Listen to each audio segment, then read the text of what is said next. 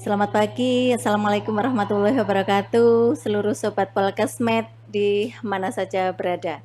Alhamdulillah pada kesempatan pagi hari ini, Poltekkes Kemenkes Medan kehadiran tamu yang luar biasa, baik itu tamu berskala nasional, internasional, dan tamu teman dari instansi UPT vertikal di Sumatera Utara. Yang pertama adalah kita kehadiran tamu staf ahli Menteri Bidang Hukum dan Organisasi, Bapak Dr. Sundoyo SHM Hum MKM. Selamat pagi Bapak Sundoyo. Selamat pagi, Bu Direktur. Hai, Sobat Polkesmed. Luar Eh, biasa pagi ini bisa ngobrol di ruang podcast. ruang podcast Poltekkes Medan ya. Ya, podcast pada kesempatan ini Poltekkes Medan mempunyai ruang yaitu ngopi sehat, yaitu ngobrol pintar Poltekkes Medan hebat. Harapannya adalah kita sebagai pelaksana lapangan transformasi kesehatan yaitu transformasi Poltekkes Kemenkes Medan.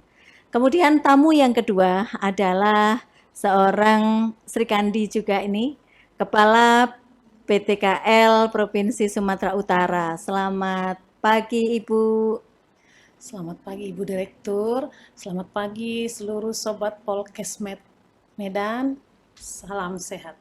Salam sehat kembali. Dan ini ngobrol asik, bincang asik yang sekiranya nanti menjadi inspirasi bagi masyarakat Poltekkes Medan, Bapak, bahwa kita memang Poltekkes Medan salah satu dari unit pelaksana teknis Kementerian Kesehatan. Kita mempunyai 19 program studi yang tersebar di 9 lokasi yaitu kabupaten dan kota seluruh Sumatera Utara. Mohon berkenan Bapak sehubungan dengan transformasi Poltekkes, transformasi kesehatan ini, Poltekkes Medan juga melaksanakan transformasi yaitu di bidang baik itu menunjang pilar yang kelima yaitu SDM kesehatan. Yang pertama kami mohon masukan Bapak atau first impression. Yang pertama adalah bagaimana Bapak melihat Poltekkes Medan, kemudian setelah melihat mahasiswa yang antusias tadi, kemudian arahan Bapak ke depannya, bagaimana kita mengimplementasikan lebih kencang lagi untuk melaksanakan transformasi kesehatan ini. Silahkan Bapak. Baik, terima kasih Bu Direktur. Luar biasa ini saya merasa tersanjung dan terhormat gitu ya bisa di podcast ini. Saat ini Kementerian Kesehatan adalah sedang melaksanakan transformasi kesehatan dengan 6 pilarnya itu gitu. Tetapi kalau saat ini sebenarnya ada tambahan satu lagi sih, pilar satu, yaitu pilar 7, itu adalah lebih ke internal gitu. Di situ ada bagaimana perencanaan dan penganggaran, bagaimana organisasi Kementerian Kesehatan termasuk juga UPT, yang satu lagi adalah terkait dengan SDM gitu. Ini sedang berbenah. Apa yang tadi disampaikan oleh Bu Direktur menarik, karena memang salah satu pilar dari 6 pilar transformasi itu adalah SDM. Kalau kita bicara persoalan SDM, memang sebenarnya adalah bagaimana kita bisa memenuhi kebutuhan tenaga kesehatan yang ada di dalam negeri, tetapi yang tidak kalah pentingnya adalah bagaimana lulusan-lulusan tenaga kesehatan dari Poltekkes ini juga harus coba terus dikembangkan untuk merebut pangsa luar negeri. Pasar luar negeri. Luar negeri itu penting. Kenapa? Karena suatu saat pasti ada titik jenuh untuk penyerapan, enggak itu kebidanan, keperawatan, dan juga tenaga-tenaga kesehatan yang lain. Sementara di luar negeri itu banyak negara-negara yang membutuhkan tenaga-tenaga kesehatan seperti yang diproduksi oleh Poltekkes di lingkungan Kementerian Kesehatan. Sehingga kalau menurut hemat kami adalah bagaimana pilar kelima itu terkait dengan SDM kesehatan itu mestinya juga harus sudah coba mulai mengarah ke sana. Saya kemarin dari bandara kebetulan langsung melihat salah satu prodi yang memang disiapkan oleh Poltekkes Med ini luar biasa gitu. Ada dua yang saya lihat. Yang pertama adalah begitu saya turun dari mobil, saya spontan adalah, loh, kok bagus begini ya gitu. Karena sebelumnya saya sudah googling, prodi keperawatan itu adalah, kalau kata anak Jakarta, itu adalah acak adul. Tapi kemarin begitu saya turun, bagus banget itu. Artinya dari sisi fisiknya sudah luar biasa ada perubahan. Yang kedua adalah terkait dengan sarana dan prasarana. Juga saya lihat luar biasa juga. Bagaimana terkait dengan labnya, penataan ruang untuk belajar, itu adalah luar biasa kalau menurut saya, karena didesain sedemikian rupa sehingga antara murid atau mahasiswa dengan dosen itu betul-betul nyaman. Dengan begitu maka bagaimana transfer of knowledge yang dilakukan oleh dosen itu juga bisa bisa ditangkap dengan mudah gitu ya, dan itu bisa ditangkap oleh mahasiswa tadi. Yang kedua adalah mestinya ketika kita bicara persoalan penyiapan mahasiswa ini lulus tapi memang ini untuk pasar global gitu, memang kurikulumnya harus didesain sedemikian rupa gitu. Bukan persoalan kurikulum menurut saya, tetapi juga bagaimana bahasa gitu. Saya kemarin begitu masuk ke ruang kuliah disambut dengan yel-yel bahasa Inggris, disambut dengan berbagai sapaan bahasa Inggris, bahkan ketika komunikasi juga menggunakan bahasa Inggris. Ini yang memang menurut saya bagus gitu, karena beberapa tahun yang lalu saya pernah juga diberikan kesempatan oleh pimpinan Kementerian Kesehatan ke luar negeri. Salah satu yang kita tidak bisa berkompetitor dengan baik dari tenaga-tenaga kesehatan di negara lain gitu, misalnya seperti Filipina dan yang lain-lain, itu adalah persoalan bahasa. Tapi kalau persoalan skill, tenaga-tenaga kesehatan lulusan Indonesia, khususnya adalah lulusan Poltekkes, sebenarnya nggak kalah. Makanya sebenarnya apa yang disiapkan oleh Poltekkes Med dengan mendesain kurikulum sedemikian rupa, lalu dalam proses belajar mengajar mulai dari semester 1 itu juga pengantarnya sudah bahasa Inggris. Ini adalah sebuah loncatan yang luar biasa untuk menyiapkan adik-adik untuk ke luar negeri. Karena saya lihat selama ini adalah mereka yang menempuh pendidikannya sama dengan yang bangsa dalam negeri, lalu setelah itu dia baru memasuki diklat sekitar 3-6 bulan, setelah itu baru keluar. Begitu di sana dites, lalu tesnya itu adalah persoalan bahasa, sudah dia masuk di grade yang paling rendah. Karena belum menjadi habit. Belum menjadi habit. Ya. Itu mungkin barangkali. Ya. Terima kasih Bapak, luar biasa arahan yang sekiranya kami juga perlu menyiapkan sedemikian rupa. Dan yang kedua nih, untuk narasumber kedua, mohon izin Bu Ike. Ini adalah mitra kita di Sumatera Utara. Ini juga terutama pada penempatan, bagaimana upaya penempatan lulusan Poltekkes Medan, salah satunya adalah PTKL. Nah ini yang mungkin mohon first impression terhadap Poltekkes Medan seperti apa Ibu, kemudian lulusan kami yang sudah bekerja di PTKL itu seperti apa, dan mudah-mudahan nanti untuk menginspirasi juga anak-anak kami yang masih belajar di bangku kuliah, baik itu semester 1, 3, 5, 7 pada saat ini sedang melaksanakan. Silahkan Ibu. Siap, terima kasih Ibu Direktur. PTKL PP kelas 1 Medan dan Poltekkes Medan sebenarnya ini merupakan mitra yang sudah berkolaborasi sejak lama. Dan kalau dihubungkan dengan transformasi kesehatan, PTKL Medan itu saat ini mendukung transformasi yang pertama dan yang ketiga. Yeah. Jadi layanan primer dan ketahanan kesehatan. Tetapi ketika bermitra dengan Poltekkes Med, kita pasti mendukung transformasi yang kelima. Nah, pengalaman kami di waktu teman-teman adik-adik kita lah ya, yang dari Poltekkes itu ke kerja praktek di tempat kita, itu memang yang mereka dapatkan itu lain seperti yang didapat di kuliah. Karena apa?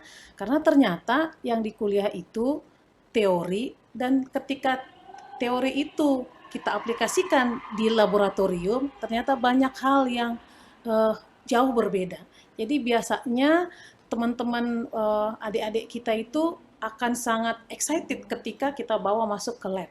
Jadi umumnya itu yang sanitarian, khususnya lagi entomolog, itu di tempat kita itu kan tersedia alat-alat yang mendukung. Kalau selama ini hanya kalau pemeriksaan tikus, dia hanya menyisir, kalau di kuliah dia hanya nangkap, pasang perangkap, sisir tikusnya, dicek ini apa yang ada di tikusnya. Tapi ketika sudah masuk ke lab, ke BTKL, kita ajarkan di sana mereka bagaimana tikus itu nanti hasil yang didapat dari penyisiran itu kita masukkan ke PCR. Nah, jadi itu sesuatu ya kekinian kalau menurut anak-anak. Nah, kalau kita lihat bagaimana kualitas lulusan saat ini memang bersaing gitu ya, bersaing, tetapi apapun itu kami mengharapkan sebenarnya supaya ada hal-hal yang mungkin bisa meningkatkan keterampilan mereka. Jadi saat ini kita sedang mengembangkan teknologi tepat guna. Jadi itu yang perlu mungkin ada kurikulum khusus nanti di Poltekkes di Kabanjahe ya Bu ya, yang mengedepankan seperti apa sih teknologi tepat guna yang ramah lingkungan dan bisa diadop oleh masyarakat. Jadi harapan ke depan kami berharap kolaborasi kita ini tetap terus bisa kita tingkatkan. Seperti Amin. itu. Terima kasih Bu Ike. Perlu kami sampaikan kepada Pak Sundoyo dan Bu Ike bahwa tahun 2023 ini Poltekkes Medan juga sudah berbenah. Salah satunya adalah bagaimana mekanisme permohonan, pengumpulan, dan penguploadan kebutuhan ABBM dari semua program studi di 19 program studi yang ada. Kita memang mengejar pada standar yang ada. Salah satunya adalah teman-teman atau kelompok vokasi non-Wattpit. Non-Wattpit ini kan memang perlu alat dan bahan itu yang lebih daripada yang lainnya. Sehingga pada kesempatan ini salah satunya adalah kesehatan lingkungan, alatnya, bahannya, untuk saat ini mudah-mudahan untuk yang respon tahun 2024 Bu Ika sudah ada perubahan, ada perbedaan, ada peningkatan karena memang alatnya sudah optimal untuk tahun 2023. Nah, kembali ke Bapak Sundoyo. Nah, mohon arahan selanjutnya bahwasanya implementasi Undang-Undang Kesehatan tahun 2020 nomor 17 tahun 2023 ini tentunya telah terbit dan kita juga sudah pelajari bersama, sudah kita ikuti berbagai sosialisasi yang ada.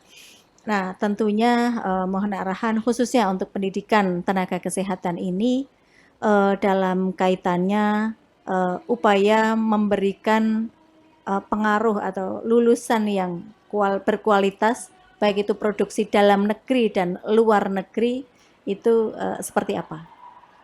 Ya, terima kasih Bu Direktur. Sebenarnya kalau kita coba lihat ini terkait dengan pendidikan ini kan ujungnya adalah bagaimana memberikan pelayanan gitu ya. Pelayanan. Ketika itu adalah memberikan pelayanan, ada satu penekanan yang kuat di dalam undang-undang kesehatan itu adalah pelayanan kesehatan yang bermutu itu wajib dilakukan oleh setiap fasilitas pelayanan kesehatan. Ya. Wajib.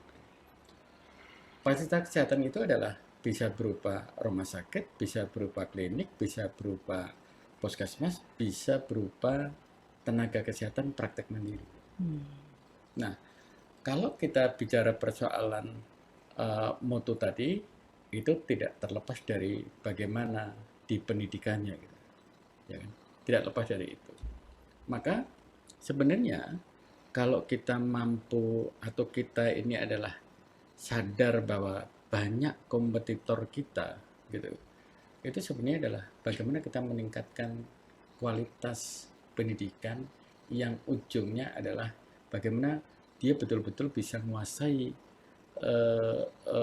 perkuliahan tadi itu, di akhir perkuliahan itu dia kompetensinya betul-betul dipegang. Karena apa? fasilitas-fasilitas pelayanan kesehatan, khususnya adalah rumah sakit, itu juga mereka tidak akan berani main-main juga gitu, tidak akan berspekulasi juga di dalam menerima tenaga kesehatan. Di dalam pasal 193 itu dikatakan begini, 193 Undang-Undang Kesehatan itu dinyatakan begini, bahwa kelalaian yang dilakukan oleh tenaga kesehatan Ya. yang berdampak pada kerugian, lalu itu adalah digugat gitu oleh pasien atau keluarga pasien, itu menjadi tanggung jawab pimpinan rumah sakit.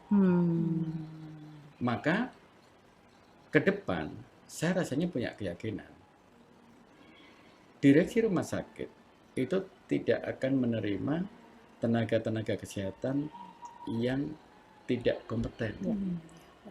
Nah, kalau dilihat dari sisi itu sebenarnya Poltekkes mestinya harus mengejar, mendidik bagaimana agar tenaga-tenaga kesehatan kita ini betul-betul memiliki kompetensi, memiliki kualitas yang bagus. Dengan begitu maka secara otomatis dia itu adalah hukum alam gitu ya, nanti akan terseleksi sendiri itu. Pasti teman-teman direksi rumah sakit, terutama adalah dirut gitu, pasti kita lebih baik ngambil dari Poltekkes kesehatan saja daripada tempat lain karena kualitasnya sudah teruji. Ya, ya, ya. Itu yang mestinya harus Ya. diuji. Siap, sepakat Bapak. Perlu kami sampaikan juga Poltekkes Medan tahun 2023 juga sudah menghasilkan 90% dan indikator kinerja utama Poltekkes Medan uji kompetensi minimal 90% dari seluruh peserta uji kompetensi sudah lulus. Nah, ini juga sudah kita laksanakan, sudah teruji, terbukti dan memang mereka juga sudah berkompetisi ke luar. Dan memang ada beberapa institusi yang memang menjalin kerjasama dalam membuka layanan baru dan minta Poltekkes untuk memenuhi. Nah, ini merupakan kabar positif untuk kami dalam penempatan lulusan. Nah, kembali ke BTKL nih, kira-kira nanti harapan ke depannya lulusan Poltekkes Medan yang bisa lulusan Poltekkes Medan bagaimana untuk penempatan baik itu TLM, kesehatan lingkungan dan tentunya jurusan lainnya yang memungkinkan untuk kerja di BTKL itu seperti apa? Profil yang seperti apa? Sesuai dengan Peraturan Menteri Kesehatan Nomor 25 Tahun 2023 bahwa sejak 1 Januari nanti BTKL PP Kelas 1 Medan itu akan bertransformasi menjadi laboratorium kesehatan masyarakat. Ya.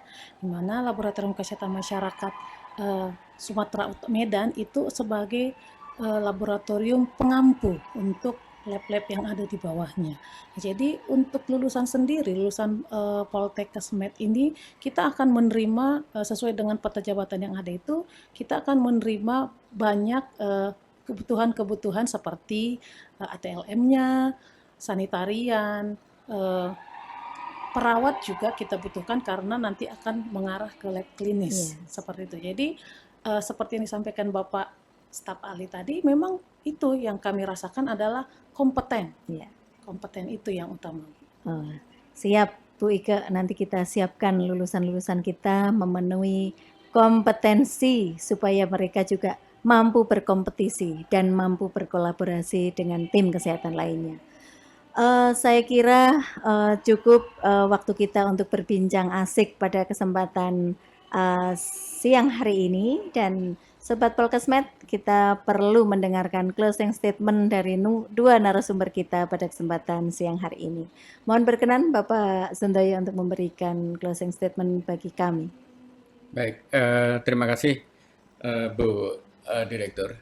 Saat ini Kementerian Kesehatan adalah sedang melaksanakan transformasi kesehatan.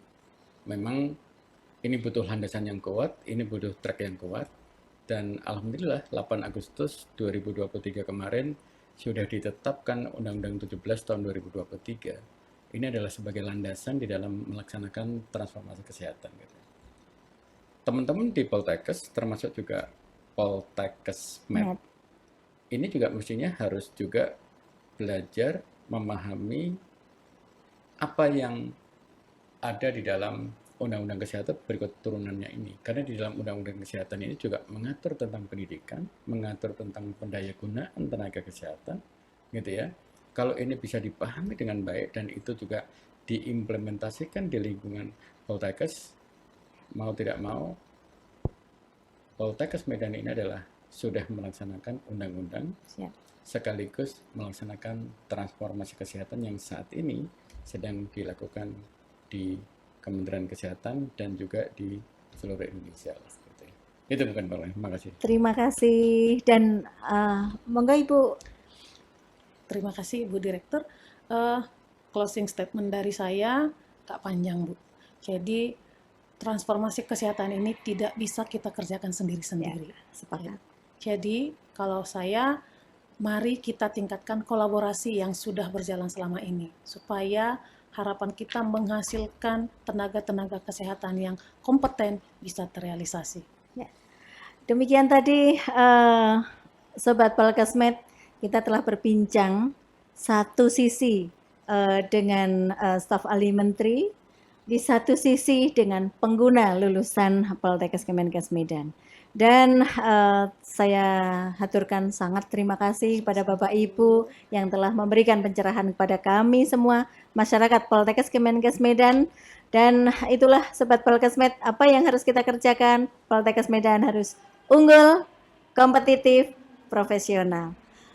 Terima kasih Bapak Ibu telah hadir dan saya akhiri. Selamat siang. Assalamualaikum warahmatullahi wabarakatuh. Waalaikumsalam warahmatullahi wabarakatuh.